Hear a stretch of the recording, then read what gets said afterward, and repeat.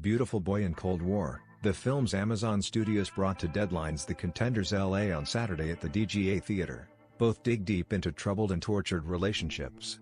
Based on not one but two memoirs, those of father and son David and Nick Sheff, Beautiful Boy looks at the impact of addiction and its toll on family connection.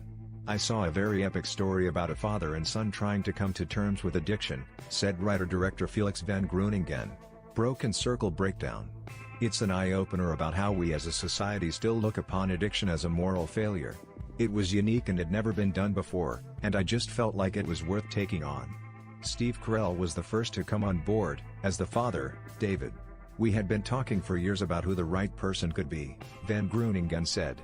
I'm a huge fan of The Big Short, which he had also made with Plan B. Has a very dedicated father, and there were just so many things for me that just fitted.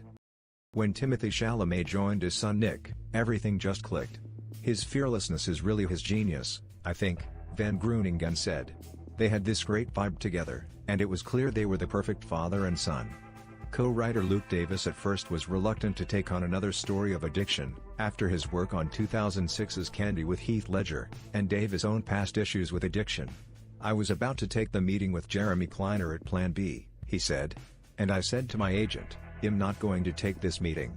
Then Philip Seymour Hoffman, whom Davis had also known, tragically passed away, yet further affecting Davis' enthusiasm for the addiction topic.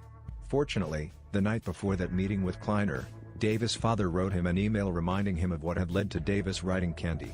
At that moment I felt he'd never dealt with the father-son relationship in Candy because it was too difficult, too loaded, Davis said. And I felt with this I finally get to explore the father-son relationship.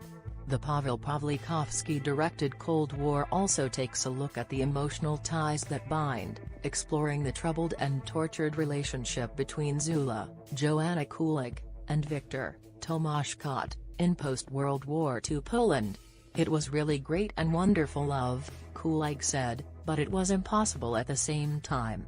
It was Amy Winehouse for a moment because Zula was so talented, so emotional, so great, but at the same time she had such a difficult childhood. She started to destroy herself using alcohol. She loved Viktor, but she would drink alcohol and have sex with other guys. The Contenders LA audience were treated not only to the uber-talented Kulig singing in a clip from the film but also live on stage, as she artfully demonstrated two versions of the same song from the film.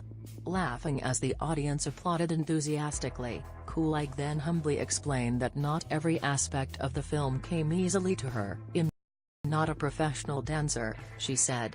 For me it was really hard work. I worked with a choreographer, with partners, with dancers, and step by step it was much better. What do you think about it? Share your opinion in the comments below the video. And also subscribe to the channel not to miss new, interesting videos.